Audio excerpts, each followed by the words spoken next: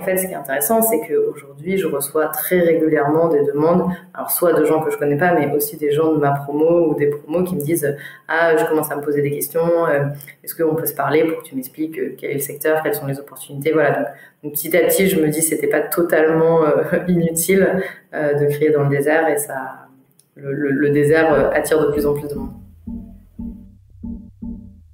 Bonjour à toutes et à tous, bienvenue dans Émergence, le podcast qui présente des acteurs d'un monde plus durable. À travers ces interviews, nous espérons que vous découvrirez des parcours inspirants et des actions à entreprendre à votre échelle. Je pense que c'est aussi un des facteurs qui est ultra déterminant dans le passage à l'action, il y a d'autres gens autour de moi qui partagent les mêmes valeurs et les mêmes envies, et ensemble on va faire des choses. Et c'est comme ça qu'en fait on a réussi à toucher aujourd'hui 200 000 personnes.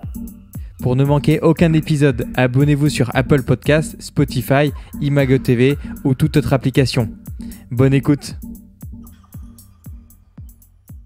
Bonjour Alizée. Bonjour. Enchanté, merci de nous rejoindre pour ce podcast. Pour commencer, est-ce que tu pourrais te présenter succinctement ? Avec plaisir. Du coup, je m'appelle Alizée, je suis une des cofondatrices de Make Sense. J'ai 31 ans et puis je suis originaire de Grenoble, mais j'habite Paris depuis quelques années maintenant. Et est-ce que tu pourrais m'expliquer un petit peu ton parcours ? Oui, tout à fait. Du coup, j'ai grandi pendant 20 ans à Grenoble avec rien de particulier dans mon parcours. Et puis, dès le lycée, ce que j'avais envie de faire, c'était de travailler plutôt dans le monde de l'humanitaire, voire de l'aide au développement, donc dans les ONG, notamment dans les pays qu'on appelle les pays du Sud. Donc voilà, j'avais cette envie depuis un moment, j'ai fait plusieurs missions humanitaires, notamment au Mexique et au Népal. Et puis petit à petit, du coup après j'ai fait une prépa pour aller en école de commerce, et puis j'ai intégré HEC Paris en le faisant en me disant que par rapport à ce que je voulais faire, ça me laissait quand même pas mal de portes ouvertes. Et puis à HEC, j'ai commencé à découvrir tous les concepts d'économie sociale et solidaire, et notamment d'entrepreneuriat social.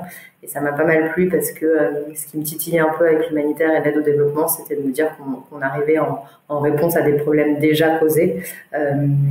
Là où j'entrevoyais dans ces concepts d'économie sociale la possibilité en fait de changer le système potentiellement de l'intérieur, et de montrer que en fait les modèles économiques et capitalistes dans lesquels on n'étaient pas forcément des fatalités, et qu'on pouvait voir comment faire différemment les choses. Et c'est comme ça que petit à petit je me suis dit que creuser un peu ces sujets qui étaient émergents et dédier mon temps professionnel à ça, ça me passionnait. Et c'est comme ça que petit à petit j'en suis arrivée à m'immerger dans le monde de l'entrepreneuriat social à Paris. Et puis j'ai croisé la route de quelques personnes un petit peu perchées à l'époque qui démarraient la communauté Make Sense. Et il y avait une telle énergie, une telle motivation pour se dire oui, on veut démontrer qu'être entrepreneur social c'est possible, j'ai très rapidement rejoint le mouvement jusqu'à devenir cofondatrice d'une des branches de Make Sense. Et c'est intéressant. Comment t'expliques que dès ton plus jeune âge, tu avais cette sensibilité au social ? Ouais, on m'a souvent posé la question. J'ai pas de réponse toute faite. Je viens d'une famille qui est respectueuse sans être hyper engagée. Je crois que quand j'étais petite, quand je voyais des documentaires, notamment humanitaires, etc., ça me touchait tout particulièrement. Donc ça vient peut-être de là. Après, moi personnellement, comment je l'ai ressenti, c'est en fait j'ai souvent ressenti cette notion un peu de l'absurdité, c'est-à-dire de me dire, en fait, quand on parlait de ces entreprises qui étaient là pour maximiser le profit pour les actionnaires, de voir ce qu'on en arrivait à faire simplement pour de l'argent, je crois qu'il y avait une partie de moi qui ne comprenait pas comment, en fait, des êtres humains pouvaient être drivés uniquement par ça, et on arrivait à faire des choses au fur et à mesure qui étaient totalement destructrices, soit pour d'autres femmes et hommes, soit pour la planète. Donc, je sais pas d'où ça me vient, mais en tout cas, voilà, je me suis toujours dit, c'est quand même... Je ne comprends pas, et par contre, je comprends qu'on peut faire autrement. Donc, c'est peut-être très naïf de dire ça, mais en tout cas, c'est comme ça que je m'en rappelle. Et c'est marrant parce que tu as été dans ce berceau du capitalisme qui est HEC. Comment tu as vécu, on va dire, cet écart qu'il devait avoir avec tes camarades de promo, parce que je pense qu'ils ont eu des parcours plutôt classiques en finance, dans des grands groupes.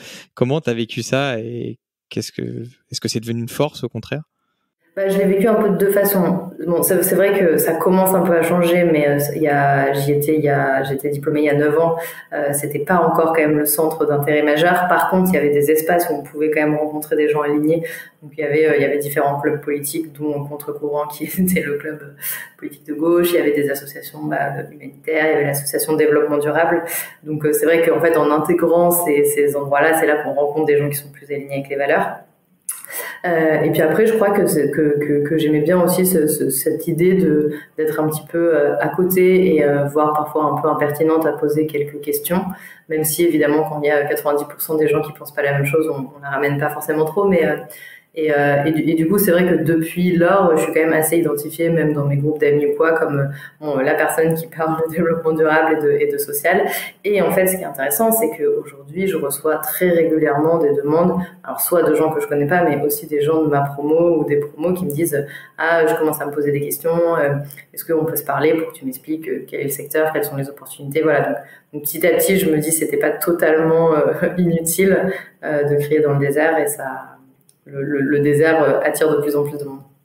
Donc, ce qui est intéressant, c'est que tu dis qu'en 10 ans, ça fait un peu 9 ans que tu as quitté l'école. Là, tu ressens une prise de conscience de tes anciens camarades qui ont un parcours un peu plus classique, on va dire. Ouais, je pense que c'est indéniable. C'est indéniable. Alors, il y a une prise de conscience au niveau individuel déjà qui se fait de plus en plus. Donc, moi, j'ai quand même beaucoup d'amis maintenant qui essayent d'avoir un mode de vie un peu plus responsable, de moins prendre l'avion, de consommer mieux. Et puis après, il y a une prise de conscience professionnelle qui arrive souvent quand même dans un second temps parce que ça demande quand même pas mal voilà, ça demande des changements importants dans la vie et de plus en plus qui disent en fait, je ne veux plus faire mon métier justement dans la finance ou dans une entreprise classique. Alors certains qui switchent complètement et qui se mettent au yoga ou à la naturopathie, d'autres qui ont envie du coup sur leur temps libre de contribuer. Et donc là avec Make Sense on a plein d'opportunités pour qu'ils viennent nous aider. Et puis après carrément ceux qui veulent vraiment dans leur travail le faire, soit en montant une entreprise impact social ou environnemental, soit en rejoignant d'autres entreprises et ça fait plaisir à voir. Parfaite transition pour maintenant parler de Make Sense. Est-ce que tu peux nous dire comment est venue l'idée de Make Sense et qu'est-ce que vous faites aujourd'hui? Alors c'est une grande question, c'est la question de notre vie, comment expliquer simplement Make Sense, donc je m'essaye encore une fois à l'exercice. L'idée de Make Sense, elle est très simple, elle est de se dire que en fait depuis 10 ans et encore plus aujourd'hui, il y a plein de gens qui veulent contribuer, qui veulent agir pour construire une société qui marche un peu moins sur la tête et donc qui soit un peu plus respectueuse, solidaire, inclusive et qui ne savent pas par où commencer. Donc je pense que les éco-gestes, c'est une bonne façon de commencer, de trier ses déchets, mais ça satisfait rarement quand même les gens comme vraiment envie d'agir.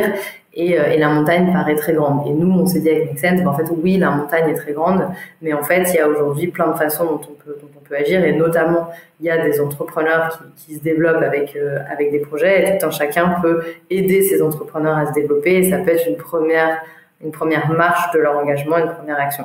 Du coup, on a créé Make Sense comme ça pour se dire, toutes les personnes qui veulent agir, qui veulent contribuer à changer notre société, vous êtes bienvenus chez Make Sense. Et du coup, au fur et à mesure, on a développé un peu 3 grands piliers. Le premier qui est notre volet grand public. Vous êtes un citoyen, vous avez envie d'agir, venez chez Make Sense et vous allez rencontrer d'autres gens qui ont ces mêmes envies d'action et on va vous proposer des actions que vous pouvez mener pour avoir un impact. Et c'est pas juste un éco-geste, mais c'est comment tu peux t'engager dans une association, comment tu peux aller voir ton maire pour essayer de faire bouger au niveau de ta ville, comment tu peux aider un porteur de projet en connectant avec ton réseau, comment tu peux toi-même aller à la rencontre de personnes sans abri pour leur apporter un peu de lien social. Donc, sur ce volet grand public, on forme et on accompagne tout un chacun dans son passage à l'action. On a un deuxième pilier qui est plutôt surtout les porteurs de projets, donc entrepreneurs, start-upers, parfois porteurs de projets à l'intérieur d'organisations qui, eux, veulent monter vraiment des initiatives qui viennent résoudre une problématique sociale et environnementale tout en développant un business model. Donc là, on va les accompagner dans le développement de leur projet et de leur entreprise. Et enfin, on a un troisième volet où on accompagne les organisations et donc les collaborateurs à l'intérieur des organisations transformer leurs entreprises, soit en développant des nouveaux business models. Donc là, on accompagne par exemple Ikea sur faire de la livraison à domicile qui soit non polluante, Perrier à trouver des alternatives au plastique, On accompagne des centres commerciaux pour développer des espaces tiers-lieux ou des espaces plus accessibles et accueillants dans leurs centres commerciaux ou des espaces de seconde main. Donc voilà, aider les organisations à se transformer en développant des choses très concrètes. Et donc ça fait 10 ans qu'on fait ça. Il y a sur le volet grand public, il y a à peu près 200 000 personnes qui sont passées à l'action grâce à Make Sense. Il y a 8 000 porteurs de projets qu'on a accompagnés.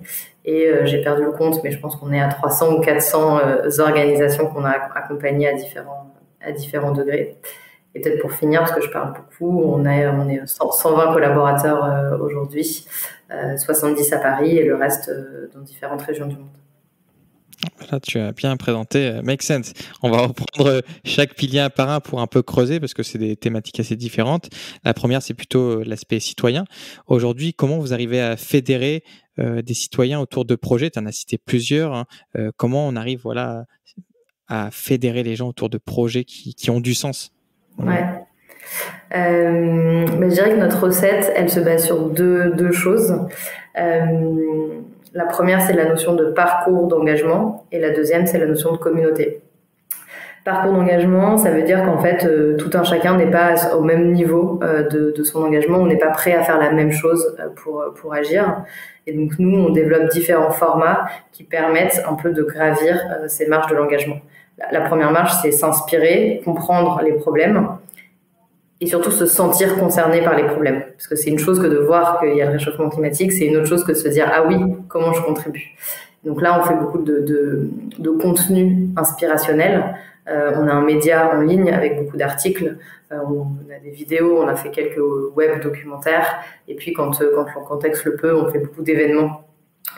Et donc les gens viennent, ils comprennent les enjeux. Et puis, on travaille beaucoup sur à la fois avoir des contenus théoriques, mais aussi qui touchent à l'émotion et aussi qui touchent à l'action pour mettre en mouvement les différentes parties des personnes.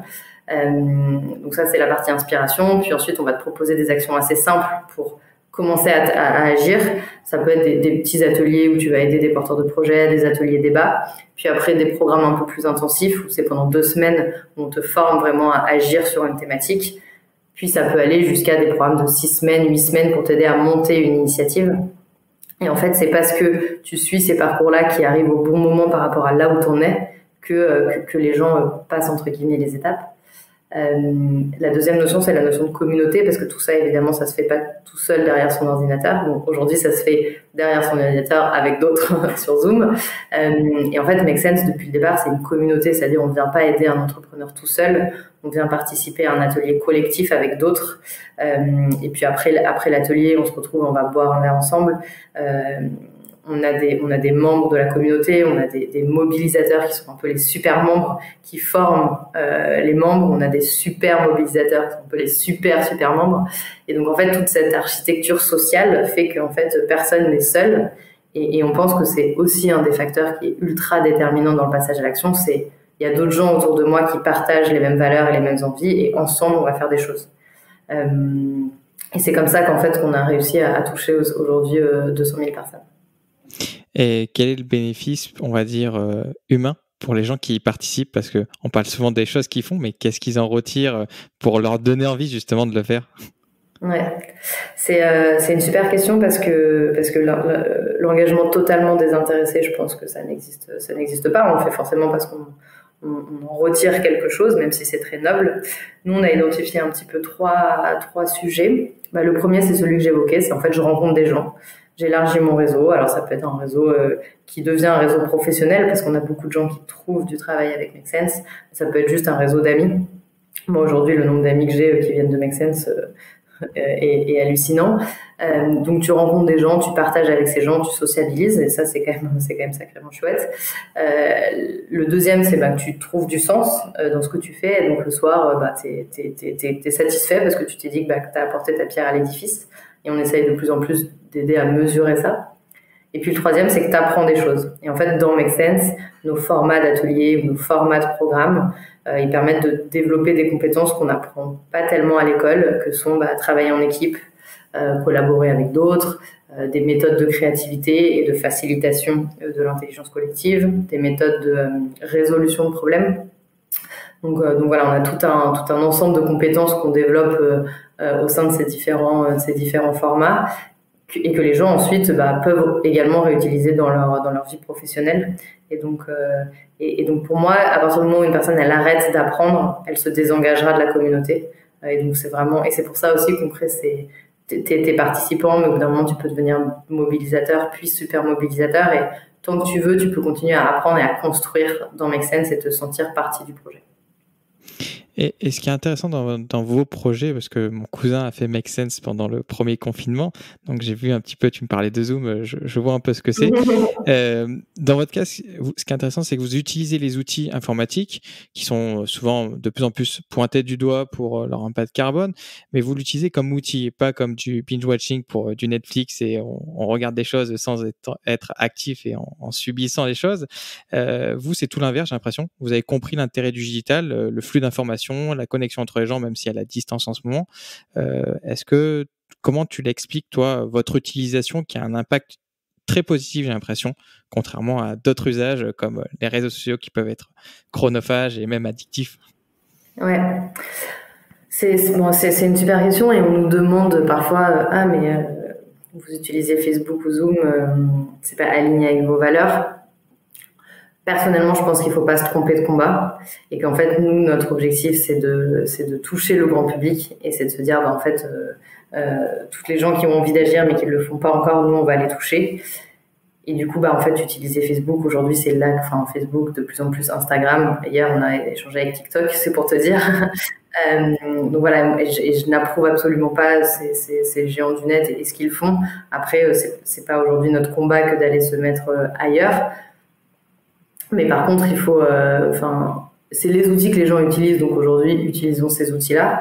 Par contre, par rapport à un mauvais usage, je pense que c'est aussi, ça ne nous empêche pas parfois d'avoir des émissions ou des débats sur, en fait, challenger aussi ces modèles-là. Et en fait, c'est pas parce qu'on utilise Facebook qu'on est pro Facebook. Et je pense qu'il faut pas confondre sa sphère personnelle et ce genre de combat avec, aujourd'hui, on remplit notre mission parce qu'on arrive à être grand public et parce que du coup on utilise bien ces outils-là.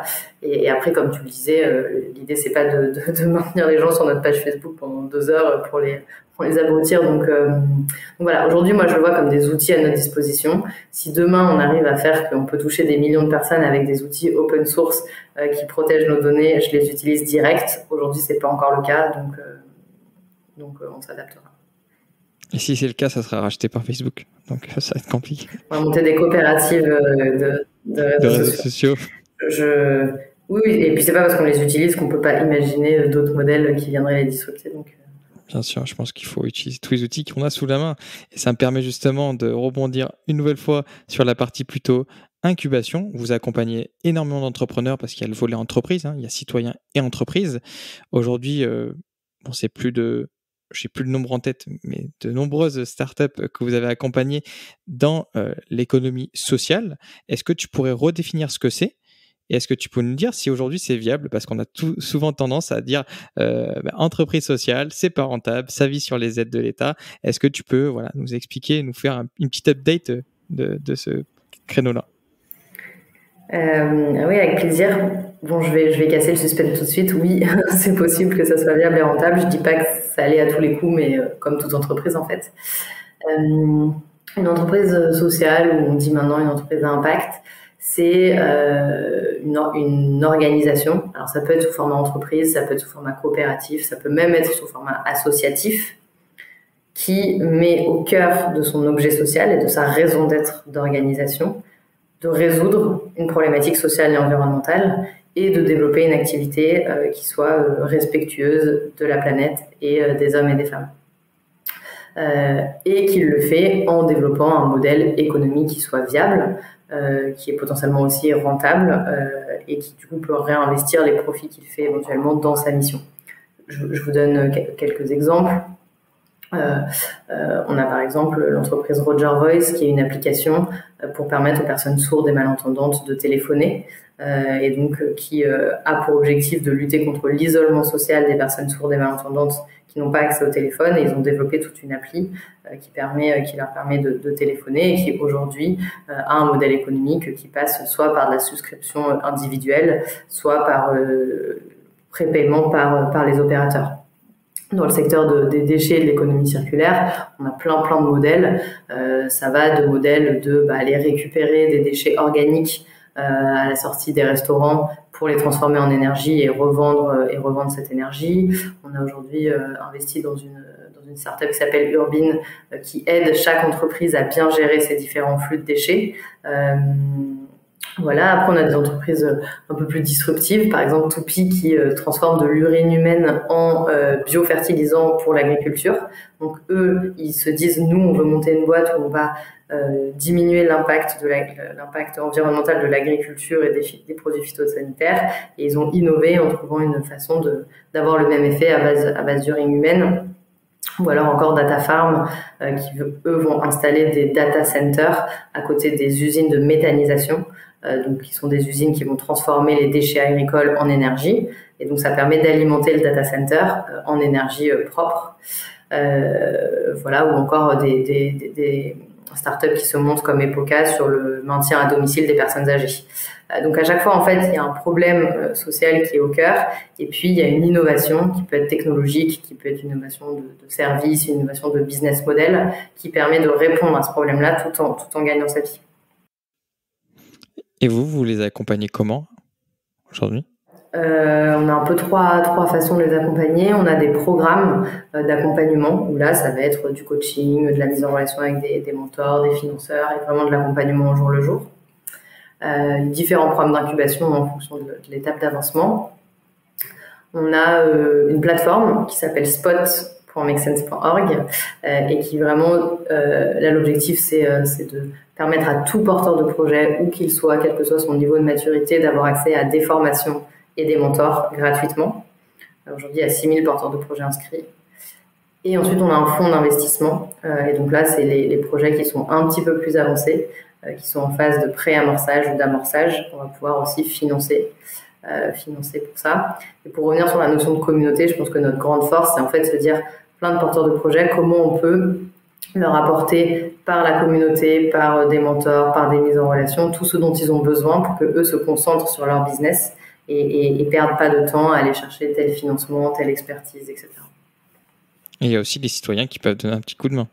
Exactement. Et ce qui est très intéressant avec les citoyens, c'est que ça leur permet à la fois d'avoir des nouvelles idées, mais surtout d'avoir un premier public et parfois des premiers clients. Et donc c'est hyper important.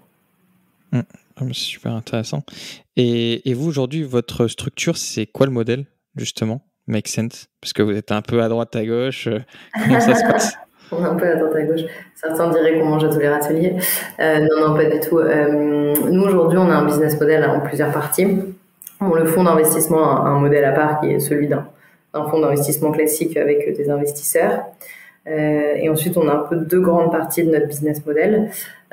Pour tous les programmes qu'on anime avec des citoyens ou des entrepreneurs qui sont gratuits pour les citoyens et les entrepreneurs, on a des partenaires sponsors qui peuvent être des fondations, des pouvoirs publics ou des entreprises.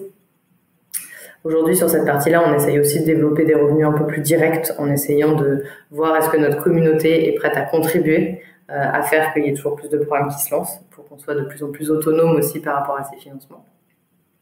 Et après, on a un autre gros volet qui est plutôt de la prestation. Et donc, quand on accompagne des entreprises, des ONG un peu plus grandes, des collectivités, des ministères, etc., on les accompagne avec nos méthodes à elles-mêmes se transformer. Et donc ça, c'est de la prestation qui est rémunérée. Et donc aujourd'hui, c'est un budget d'environ 5 millions d'euros en France. Donc c'est un projet qui est viable. C'est un projet qui est tout à fait viable. Et puis comme en fait on est sous format associatif, on n'a pas levé de fonds à aucun moment, donc on a dû être viable dès le début parce qu'on n'avait pas d'emprunt ni de levée de fonds. Donc en fait, moi j'en suis ravie parce qu'en fait on a dû être frugaux depuis le départ, et en fait ça nous a permis de faire avec les moyens du bord, et en fait d'identifier ces pistes de modèles économiques qu'on n'aurait pas forcément identifiées si on n'avait pas eu le besoin d'aller chercher des financements. Ça permet d'aller sur le dernier volet, les institutions que vous arrivez à changer. Comment on change des institutions? Ça paraît quelque chose de complexe, lourd. Moi, je vois mon entreprise, on arrive à 500. J'ai l'impression déjà que ça commence à être de plus en plus lourd. Comment on arrive et on va voir un EDF, un grand groupe de ce type-là, et on va dire, ben voilà, de l'intérieur, il y a des gens qui veulent agir, ils font peut-être partie de votre communauté. Comment on va les aider, les accompagner pour qu'ils lancent des projets dans vos grosses institutions? Je vais pas mentir, je pense pas que j'ai la réponse. Je sais pas que j'ai la réponse directe. Par contre, j'ai des éléments de la recette qui doivent être réunis. Je pense que c'est comme dans la société. En fait, il faut réussir à toucher à différents points. Et on change une organisation si on arrive à changer à la fois la direction. Donc, c'est-à-dire que dans les directions stratégiques, il va y avoir une vraie impulsion pour aller vers autre chose. Direction et actionnariat. On change si ensuite on arrive à mobiliser la base et donc l'ensemble des collaborateurs qui peuvent pousser aussi pour ces changements-là, collaborateurs actuels mais aussi futurs. Et donc si les jeunes aussi qui veulent rentrer dans des organisations font cette demande-là. Et puis on change aussi si on arrive à changer les managers au milieu qui parfois peuvent être un peu goulets d'étranglement par rapport aux envies de changement de la base ou du top management. Et je le mentionnais tout à l'heure sur les parcours d'engagement qu'on crée dans les citoyens, c'est la même chose en fait. C'est pas parce que demain le PDG de telle entreprise aura dit il faut qu'on passe tout au green que ça va se faire.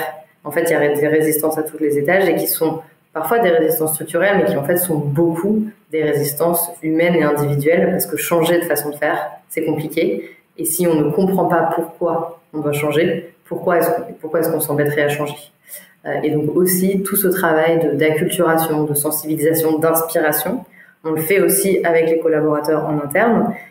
Et au final, tout le monde voit les problèmes qu'il y a et il y a beaucoup de collaborateurs de gens dans les entreprises qui en fait le soir et le week-end, ils sont engagés dans des associations, ils parlent à leurs enfants et donc on arrive petit à petit à toucher ça. Donc nous, on se concentre plus sur les collaborateurs et parfois les managers pour réveiller en eux cette envie de changement et puis pour leur donner les outils pour que dans l'entreprise, ils puissent commencer à faire bouger les murs. Et en fait, on voit que ça marche et que même parfois, quand la direction n'est pas forcément intéressée par ces sujets, après 2 ou 3 ans où de plus en plus de collaborateurs s'engagent et portent les sujets, en fait, la direction, au bout d'un moment, s'y intéresse. Donc voilà, ça peut venir du bas, ça peut venir d'en haut.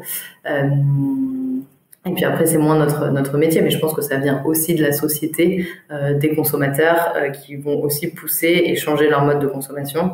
Et pour toutes les entreprises qui sont en direct avec ces consommateurs-là, ça les fait forcément réfléchir. Et après 9 ans, là, vu que vous avez accompagné plein de grands groupes, est-ce que tu sens que ces graines que vous plantez, c'est vraiment littéralement ça, des graines, elles grandissent de plus en plus? Comment vous voyez cette évolution dans les grands groupes qui est souvent plus complexe que une petite structure, vous allez les accompagner, mais elles partent de rien, donc c'est facile de recréer, on va dire, une idéologie, un mode de pensée. Ces grands groupes, ça devient quoi après vos 10 ans d'expérience? Ouais. Non, c'est une très bonne question et c'est long et c'est compliqué. Moi, je pense que, en fait, si on prend le grand groupe dans son ensemble, c'est vrai que c'est toujours des énormes mastodontes et qu'il faut se trouver à l'intérieur des espaces, même pas d'expérimentation, mais d'espaces d'action pour voir où est-ce que tu peux faire changer les choses à un endroit donné pour qu'ensuite ça contamine le reste. Mais voilà, je pense qu'il y a des cabinets en stratégie qui sont très bons pour penser comment tu transformes l'ensemble. Nous, on va être bons pour dire comment à cet endroit tu mets en mouvement et puis peut-être les deux se rejoignent. Voilà. Après, un second apprentissage qui est qu'en fait, tant qu'on n'aura pas fait changer les structures de répartition du pouvoir et de répartition de la valeur, on restera quand même bloqué à des niveaux qui sont... On s'amuse bien, mais en fait, on ne change pas fondamentalement les choses. Parce qu'à partir du moment où les actionnaires et les hauts dirigeants ne sont pas alignés avec un changement de modèle, tu arriveras toujours à un moment où on te dira on va plutôt investir comme avant. Et tant que la valeur sera concentrée dans les mains de quelques personnes, tu n'arriveras pas à faire changer les choses. Donc, moi, je plaide maintenant aussi pour une refonte en fait de l'objet même de l'entreprise. Et donc, c'est soit en adoptant d'autres statuts comme des coopératives. Quand tu es une coopérative, un homme égale une voix. Donc même si toi, tu as mis 90% de l'argent à la base, tu as une voix. Voilà, et tu peux même intégrer dans ta coopérative tes fournisseurs, tes clients, tes partenaires. Et donc l'entreprise devient vraiment un objet collectif que tu mets au service d'une mission. Ça peut être aussi en devenant entreprise à mission, même si on ne sait pas encore 100% ce que ça va devenir, mais voilà, et en disant la raison d'être de mon entreprise n'est pas de maximiser le profit pour les actionnaires, mais est de servir une cause sociale et environnementale. Et voilà, je pense que la prochaine étape, c'est vraiment changer les fondamentaux structurels et potentiellement aussi comptables et économiques des entreprises, si on veut vraiment que ça soit pas juste quelque chose à côté, mais que ça vienne dans le cœur du business. Et c'est pour ça, comme tu le disais, qu'avec des entrepreneurs qui se créent, tu peux tout de suite intégrer ça dans la gouvernance et c'est quand même beaucoup plus facile, même si ça reste très challengeant. C'est vrai qu'il y a beaucoup de beaux challenges sur ces prochaines années et ça me permet de parler de ce que vous avez mis en place. C'est Make Sense Puissance 10. C'est un peu l'avenir de votre projet. Est-ce que tu peux nous en dire plus sur cette capacité à aller plus vite et plus loin? Parce qu'il faut quand même qu'on se dépêche. Là, il fait déjà 20 degrés dans le sud, on est fin février. Donc, comment on se dépêche? Comment on se dépêche? C'est une très bonne question. Si j'étais claire, vous aurez compris que nous, notre métier, c'est vraiment de mobiliser, entre guillemets, les foules et les bases. Et qu'en fait, on a tous le pouvoir d'agir, mais on a tous le pouvoir de mobiliser 10 personnes autour de soi, de sensibiliser 10 personnes autour de soi. Et si vraiment chacun le fait, ça peut aller très, très vite dans l'effet exponentiel. C'est dur, mais tu vois, ça peut aller beaucoup plus vite que le virus, par exemple. Si on a un taux d'incidence de 10. Voilà, donc derrière le mouvement puissance 10, c'est de se dire, le chiffre 10, il nous a apparu comme une évidence parce qu'on dit toujours, si chacun mobilise 10 personnes autour de soi, c'est génial. Make Sense a 10 ans aujourd'hui et il nous reste 10 ans pour atteindre les grands objectifs fixés pour 2030. Mais voilà, derrière ce puissance 10, c'est vraiment cet effet boule de neige, en disant que chacun, en fait, une fois qu'on a soi-même fait notre parcours, notre rôle, c'est de mobiliser 10 personnes autour de soi qui vont elles-mêmes s'engager. Et je crois fondamentalement, que après toutes ces années-là, je pense que c'est là que je crois qu'il y a le plus de pouvoir de changement. Si les millions de personnes arrivent à se réveiller, à faire corps ensemble, parce que même si aujourd'hui le pouvoir est quand même assez très même concentré, je pense qu'un jour on peut aussi collectivement faire changer ça, mais il faut qu'on soit vraiment beaucoup. Donc il faut vraiment que chacun en parle à 10 personnes. On va tâcher, mais déjà moi j'essaie de convaincre papa et maman et c'est dur. Je pense qu'il va falloir aller chez les plus jeunes, ça va être plus simple. On arrive dans les dernières questions du podcast. Moi, une que je viens de créer pour cette émission, qu'est-ce qui te fait le plus kiffer dans ton travail? Et qu'est-ce qui te motive le plus? Ce qui me motive le plus, je pense, c'est de voir et de rencontrer au quotidien des gens qui sont habités par une mission qui les dépasse, qui sera difficilement gagnable, mais de voir ces gens qui y croient et qui, en plus, et c'est une forte valeur de Make Sense, qui est Enjoy the Ride, et donc qui y croient et qui en plus prennent du plaisir là-dedans. Et je pense bien plus que ceux qui ne recherchent que la réussite financière. Et c'est vrai que c'est hyper nourrissant de rencontrer chacun des porteurs de projets avec des idées plus folles les unes que les autres. Et de voir qu'en fait, c'est des jeunes, mais c'est aussi des moins jeunes qui ont une carrière un peu classique et qui aujourd'hui se posent plein de questions. Enfin, c'est des gens de tout type. Et je pense que c'est ça qui donne de l'énergie au quotidien, de se dire, bon, on n'est plus tout seul à crier dans le désert et que tous ces gens font société de façon un peu différente. Et surtout qu'en fait, ce désert, tu as ramené les gens dans ton désert, j'ai l'impression quand même, depuis 10 ans. On a essayé de ne pas être trop tout seul. Ouais. Quel conseil donnerais-tu des gens qui sont justement tétanisés devant la montagne? Tout à l'heure, tu en parlais, il y en a, ils ont cette montagne, ils n'arrivent pas à s'activer et à entrer dans l'action. En plus, les enjeux de nos générations, j'ai l'impression qu'ils sont colossaux. Hein. Il n'y a pas que les enjeux écologiques, mais les enjeux sociaux, de discrimination. Il y en a plein. Par où on commence et peux-tu nous guider? Ouais. Je connais un asso assez sympa qui crée des parcours d'engagement. Non, je pense qu'en fait, un des premiers sujets, Si exactement, exactement. Si vous êtes perdu, venez chez Make Sense. Deux choses. La première, c'est en fait, oui, on peut être tétanisé par les enjeux et je vous dis pas que moi je ne le suis pas et que clairement, en fait, parfois on regarde les news ou quoi, on se dit bon bah c'est perdu. Mais je pense qu'en fait, il faut se réunir et c'est par collectif aussi qu'on n'est pas tout seul, on est tous embarqués sur le même bateau. Et il y a d'autres gens qui partagent les mêmes valeurs, qui partagent les mêmes envies, qui partagent les mêmes questions. Et en fait, c'est d'en parler, c'est d'échanger, c'est d'être dans l'action qui, en fait, vient diminuer cette angoisse qui peut exister. On dit souvent, il faut être... on peut être pessimiste dans l'absolu, mais on peut être optimiste dans l'action. Et aujourd'hui, moi, j'ai aucune certitude que ce qu'on fait, c'est vraiment utile et que ça change vraiment les choses. Mais par contre, on le fait du mieux qu'on peut et on essaye que ça soit le plus utile possible. Et c'est ça qui nous aide peut-être aussi à nous endormir le soir. Donc voilà, pour moi, c'est genre aller dehors, parler aux gens comme on peut pendant la situation, mais ne restez pas tout seul avec vos angoisses et je pense que si on doit tenter le coup, il faut le tenter vraiment collectivement. Donc, venez chez Make Sense, il y a plein d'autres endroits. Vous avez sûrement autour de chez vous des espaces, des tiers-lieux, pour ne pas être dans l'angoisse, mais être dans l'action joyeuse. Quel livre ou ressources conseillerais-tu à nos auditeurs et auditrices ? Moi, j'écoute pas mal de podcasts. Il y a plusieurs podcasts qui sont intéressants. Notamment Présage ou Sismique, qui sont qui brossent un peu différents enjeux. Après, si on veut aller plus loin, il y a des podcasts plus spécialisés sur le féminisme, sur l'afroféminisme et l'anticolonialisme, sur les sujets environnementaux. Et je trouve que c'est pas mal pour avoir une vue sur pas mal de sujets et puis de façon aussi positive. Et pour finir, qui aimerais-tu écouter dans ce podcast ? Qui j'aimerais écouter dans ce podcast ? Je pense à plein de gens de Make Sense. Donc là, je nomine la personne qui me suivra par la suite, c'est ça ? Après, faut que j'aille contacter. Jusqu'à présent, j'ai pas réussi à en avoir beaucoup des gens qui sont nominés, mais je vais essayer. Parce que moi, je peux donner des gens. Moi, je vais donner des gens entre guillemets ordinaires. Je pense que je vais parler de Karen, qui est une entrepreneure qu'on vient de financer, qui a monté une entreprise qui s'appelle Keep It, qui veut relocaliser l'électroménager et faire de l'électroménager durable, made in France,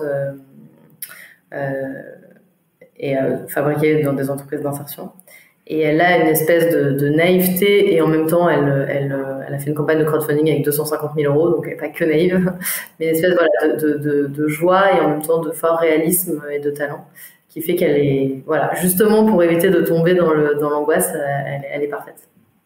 Bon, on va la contacter parce que c'est vrai que même quand tu me parles de l'idée, je me dis mais punaise, comment on va ramener des usines chinoises ici pour faire du composant électronique ? Ça a l'air d'être costaud, mais ça doit être intéressant. Et où c'est qu'on peut te retrouver et Make Sense aussi ?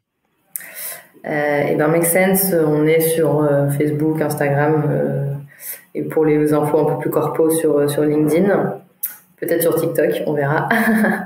Et moi, vous pouvez me retrouver sur LinkedIn sans problème. J'essaie de répondre à toutes les demandes si elles sont concrètes et un peu précises.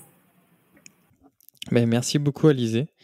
Bon courage pour tous ces beaux projets. On va contacter Karen. Si elle ne répond pas, tu me diras, je t'aiderai à tenir parole. Je vais tenter ça. Merci beaucoup. Merci beaucoup, bonne continuation. Si vous avez apprécié cette interview, faites-le savoir à notre invité sur les réseaux sociaux. Vous trouverez les liens sur notre site internet emergence.co, ainsi que toutes les ressources pour approfondir le sujet. Et si vous voulez nous donner un petit coup de pouce, rien de plus simple, vous pouvez mettre un 5 étoiles sur Apple Podcast, vous abonner à l'émission sur les plateformes d'écoute ou partager l'épisode dans votre entourage. Et pour ne manquer vraiment aucune actualité, vous pouvez nous suivre sur notre Instagram ou notre compte Facebook. Nous tenons également à remercier Bertrand Jacquet pour la création de la musique du générique. À dans 2 semaines pour le prochain épisode. Bye bye.